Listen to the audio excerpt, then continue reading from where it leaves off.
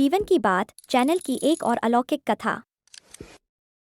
अगर आपने अभी तक चैनल जीवन की बात को सब्सक्राइब नहीं किया है तो कर लीजिए, क्योंकि ऐसी दिव्य कहानियां आपको कहीं और नहीं मिलेंगी। अब कहानी की ओर बढ़ते हैं। द्वारका नगरी में एक अद्भुत शांति थी, पर उस दिन शांति में हलचल थी। राजमहल के भीतर रुक्मिणी जी की आंखों में चिंता की गहराइयां थीं। एक साध्वी द्वारका आई थी, जो न साधारण थी न मूक। उसका नाम था अनन्या, जिसने बाल्यकाल से ब्रह्मचर्य का पालन किया था, पर अब उसके मन में उठ रहे थे प्रश्न जो केवल श्री कृष्ण ही उत्तर दे सकते थे। वो श्री कृष्ण के चरणों में बैठी और बोली, हे वासुदेव, आप सब कुछ जानते हैं।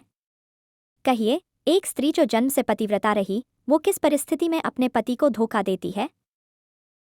पूरी सभा स्तब्ध हो गई। यह प्रश्न केवल प्रश्न नहीं था, यह एक युग चिंतन का बीज था। श्री कृष्ण कुछ क्षण मौन रहे, फिर बोले, अनन्या, स्त्री पतिव्रता होती है जन्म से नहीं, कर्म से। पर यदि कोई स्त्री अपने धर्म से विचलित होती है, तो कारण केवल उसके दोष नहीं होते। पति की उपेक्षा, तिरस्कार अथवा असत्य आचरण भी एक स्त्री को भीतर से तोड़ देते हैं। लेकिन यह सत्य है कि एक सच्ची स्त्री तभी भटकती है जब उसका आत्मसम्मान मर जाए, जब उसका अस्तित्व प्रश्न चिन्ह बन जाए। अनन्या ने पूछा, प्रभु, क्या यह दोष तब भी स्त्री का ही माना जाएगा? श्री कृष्ण मुस्कराए, दोष किसी एक का नहीं होता। विवाह दो आत्माओं का योग है, अगर एक आत्मा टूटे तो दूसरी को उसे थामना होता है, न कि छोड़ देना। पर जब दोनों एक दूसरे को केवल देह समझने लगें, तब पतिव्रता धर्म नहीं बचता, न स्त्री में न पुरुष में। सभा मौन थी, पर श्री कृष्ण का कथन अभी अधूरा था। उन्होंने आगे कहा, परंतु अनन्या, एक स्त्री जब भी पति से विमुख होती है या कहो धोखा देती है, तो उससे पहले वो हजारों बार रोई होती है, टूट चुकी होती है, अकेली पड़ चुकी होती है। ये परिणाम है, कारण नहीं। और यही कारणों की गहराई कल मैं तुम्हें सुनाऊंगा। अनन्या ने झुककर चरण स्पर्श किया। रुक्मिणी जी की आंखों में जल आ गया था, क्योंकि शायद उन्होंने भी अपने भीतर की स्त्री को महसूस किया था। श्री कृष्ण की बातों ने जैसे अनन्या के भीतर तूफान ला दिया था। वो स्त्री, जो वर्षों से संसार और विवाह की गूढ़ता से दूर रही थी, आज विवाह के भीतर छिपे टूटन की सच्चाई को समझने लगी थी। श्री कृष्ण बोले, अनन्या, स्त्री कोई वस्तु नहीं कि एक बार मिल गई तो हमेशा पास रहे। वह एक आत्मा है, संवेदनशील, समर्पणशील और ईश्वर के निकटतम रूप में बनी। यदि वह कभी धोखा देती है, तो समझो वह पहले कई बार स्वयं को धो चुकी होती है। सभा में सन्नाटा था, केवल आत्मा की आवाज गूंज रही थी। अनन्या पूछ बैठी, प्रभु, क्या एक स्त्री कभी अपने भीतर की नारी को भी धोखा देती है? श्री कृष्ण मुस्कराए, पर मुस्कान में पीड़ा थी। हाँ अनन्या, सबसे पहला धोखा वही होता है जब स्त्री अपनी इच्छाओं को मारती है, अपनी पीड़ा को छुपाती है, अपने आंसुओं को पी जाती है, तो वह अपने स्व को धोखा देती है। और जब वो आत्मा ही मृत हो जाती है, तब शरीर कब किसका हो गया, ये महत्व नहीं रखता। तभी वो पराया साथ पा लेती है और लोग कहते हैं, उसने पति को धोखा दिया। लेकिन किसी ने ये नहीं पूछा कि उस स्त्री को किसने पहले धोखा दिया था। रुक्मिणी जी ने धीरे से पूछा, क्या पुरुष को भी दोष होता है प्रभु? श्री कृष्ण ने उत्तर दिया, जब पुरुष अपनी पत्नी को केवल जिम्मेदारी समझता है, आदर नहीं देता, उसकी भावनाओं को समझता नहीं, तो वह उसे खोने लगता है। और एक दिन वही स्त्री, जो उसके नाम पर जीती थी, किसी और की बाहों में सुकून ढूंढ लेती है। और फिर संसार केवल धोखा देखता है, उसकी दर्द नहीं। रुक्मिणी की आंखें नम थीं। सभा की हर नारी, हर पुरुष मौन था। अनन्या ने धीरे से पूछा, तो प्रभु, क्या समाधान है इसका? श्री कृष्ण मुस्कराए और बोले, समझना होगा, स्त्री कोई दायित्व नहीं, वह सौभाग्य है। उसे प्रेम दो, सम्मान दो, संवाद दो। क्योंकि जब तक स्त्री सुनी जाती है, वह कभी धोखा नहीं देती। वह तो त्याग की देवी है, बस उसे एक कान चाहिए, एक कंधा चाहिए, एक स्पर्श चाहिए जो कहे, मैं हूं। बस यही है समाधान। और यह कहकर श्री कृष्ण उठ खड़े हुए। सभा झुक गई, पर उस दिन द्वारका में हर एक आत्मा जागी थी।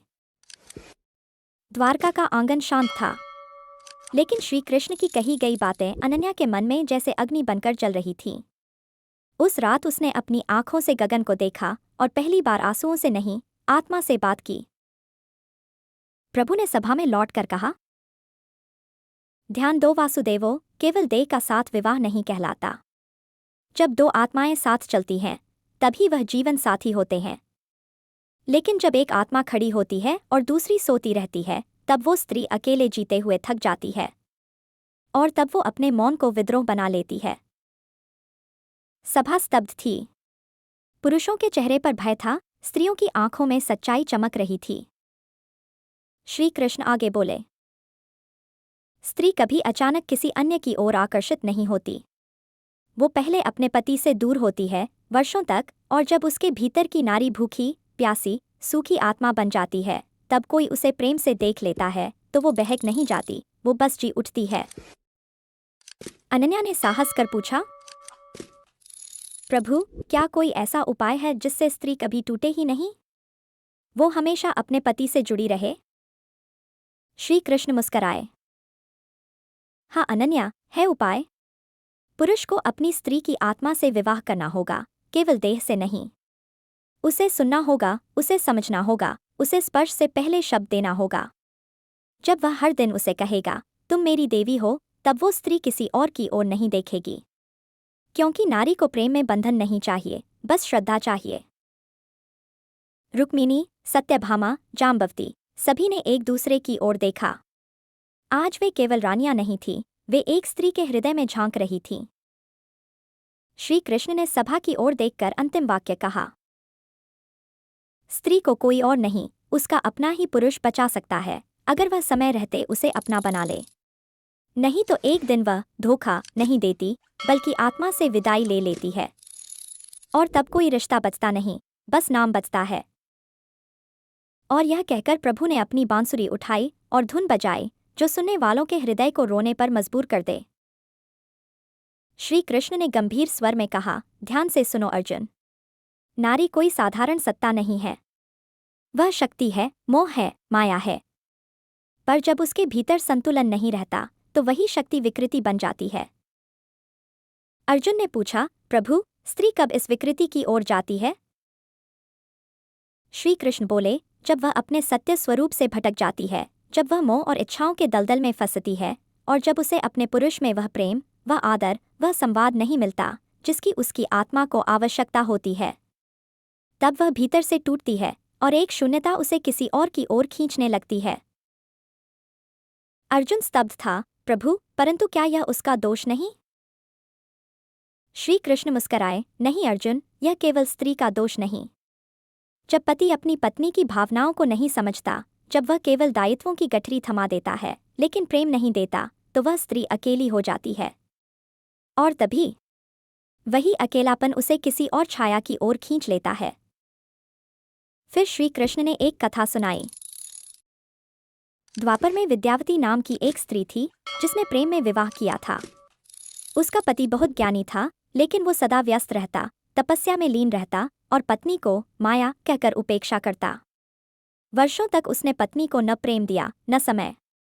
और तब एक दिन गांव का एक वीणा वादक उसके जीवन में आया। संगीत ने उस सूने मन में कुछ गूंजा, और धीरे धीरे वह वीणा का स्वर उसके हृदय की तृष्णा बन गया। वह चेतना से नहीं, वेदना से खिंचती चली गई, और एक दिन अपने पति को छोड़ उस संगीत में खो गई। अर्जुन बोला, प्रभु, तो क्या वह स्त्री दोषी नहीं थी? श्री कृष्ण गंभीर होकर बोले, दोष केवल स्त्री का नहीं था, दोष दोनों का था। जहां पति ने प्रेम को तपस्या से दबाया, वहीं स्त्री ने अपने अंतर्मन की पीड़ा को संवाद से नहीं, पलायन से हल किया। पर अर्जुन, यही तो जीवन का सत्य है, जब संवाद मर जाता है तो रिश्ता नहीं बचता, चाहे वह कितना भी पवित्र क्यों न हो। अर्जुन के नेत्रों में चेतना थी, प्रभु, क्या कोई उपाय है कि ऐसा न हो? श्री कृष्ण बोले, हाँ अर्जुन। जब पति और पत्नी दोनों एक दूसरे को केवल शरीर नहीं, आत्मा से समझें, जब एक दूसरे की पीड़ा को सुने, बोलें बांटें। तभी स्त्री भी सुरक्षित रहती है और विवाह भी पवित्र बना रहता है। श्री कृष्ण की आंखों में आकाश की गहराई थी। उन्होंने कहा, स्त्री जब अपने पति को धोखा देती है तो केवल शरीर बदलता है, आत्मा नहीं। परंतु उस क्षण उसके भीतर भी एक मृत्यु होती है, उसके आत्मसम्मान की, उसके आदर्श की, उसके भीतर की देवी की। यह समझना अत्यंत आवश्यक है। श्री कृष्ण गंभीर होकर बोले, अर्जुन, लोग स्त्री के व्यवहार को देखकर निर्णय सुना देते हैं। वे यह नहीं देखते कि उस निर्णय के पीछे कितने टूटे हुए पल, कितनी अनसुनी वेदनाएं, कितनी भूली हुई इच्छाएं थीं। अर्जुन ने श्रद्धा से कहा, प्रभु, आपने कहा कि एक स्त्री जब अपने पति को धोखा देती है तो वह भीतर से भी मरती है, पर फिर क्या होता है उस आत्मा का? श्री कृष्ण ने कहा, धोखा केवल शरीर का नहीं होता अर्जुन, वह आत्मा पर लगे हुए उस चिन्ह जैसा होता है जो जन्मों तक पीछा करता है। जब एक स्त्री अपने धर्म से डगमगाती है तब ब्रह्मांड की शक्तियां उसे चेतावनी देती हैं, और यदि वह चेतावनियां भी अनसुनी हो जाएं तो फिर प्रारब्ध कर्म सक्रिय हो जाता है। प्रारब्ध कर्म? अर्जुन ने चौंक कर पूछा। हाँ, श्री कृष्ण बोले, जब कोई स्त्री किसी और पुरुष के प्रेम में बहकर अपने पति के प्रति विश्वासघात करती है तब उसकी आत्मा के चारों ओर एक आवरण बन जाता है, अपराध बोध, पछतावा और भय का। बाहर भले ही वह स्वतंत्र और प्रसन्न दिखाई दे, भीतर वह घुटती है, और यही आंतरिक पीड़ा अगले जन्मों तक उसका पीछा करती है। अर्जुन व्याकुल हो उठा, प्रभु, तो फिर क्या स्त्री को क्षमा नहीं मिलती? श्री कृष्ण ने उत्तर दिया, मिलती है अर्जुन, लेकिन तभी जब वह अपने कर्म को स्वीकार कर लेती है, जब वह पश्चाताप के साथ आत्मज्ञान की ओर बढ़ती है, जब वह अपने भीतर की सत्य स्त्री को पुनः जागृत करती है, वह स्त्री जो केवल रूप या स्पर्श नहीं बल्कि स्नेह, ममता और त्याग की प्रतिमा है। लेकिन क्या समाज उसे समझता है? अर्जुन ने पूछा। श्री कृष्ण मुस्कराए, समाज बहुत देर से समझता है अर्जुन, पर ईश्वर तुरंत समझता है। एक पत्नी जिसने धोखा दिया हो, वह यदि ईश्वर से संवाद कर ले तो ईश्वर उसके हृदय का कंपन समझ लेता है, और जो पश्चाताप से पुनर्जन्म ले वह स्त्री फिर उसी पति की जीवन रेखा बन जाती है अगले जन्म में। यह ब्रह्मा रहस्य है। तो प्रभु, अर्जुन बोला, क्या इसका अर्थ यह है कि कोई स्त्री चाहे तो अपने जीवन को फिर से शुद्ध कर सकती है? हाँ अर्जुन, श्री कृष्ण ने कहा, हर आत्मा को दो अवसर मिलते हैं, एक भूल करने का और दूसरा उसे सुधारने का। जो स्त्री अपने पहले पथभ्रष्ट निर्णय को स्वीकार कर स्वयं को बदलती है वह ईश्वर की सबसे प्रिय हो जाती है। अंतिम वाणी। श्री कृष्ण बोले, स्त्री जब अपने पति को धोखा देती है तो उसका अपराध केवल संसार का नहीं होता, वह अपने ही हृदय को छेदती है। लेकिन वही स्त्री यदि सत्य की ओर लौट आए, पश्चाताप करे, प्रेम को फिर से पहचाने तो वह देवी बन जाती है, क्योंकि क्षमा और परिवर्तन स्त्री की सबसे बड़ी शक्तियां हैं। अर्जुन मौन था, और उसकी आंखों में पहली बार नारी के भीतर की वास्तविक शक्ति की पहचान झलक रही थी। जीवन की बात चैनल द्वारा प्रस्तुत यह रहस्यपूर्ण कथा समाप्त होती है यहीं, पर प्रश्न और उत्तर का सिलसिला जीवन भर चलता है। अगर आपको यह कथा गहरी और सोचने पर मजबूर करने वाली लगी हो तो चैनल को जरूर लाइक, सब्सक्राइब और शेयर करें।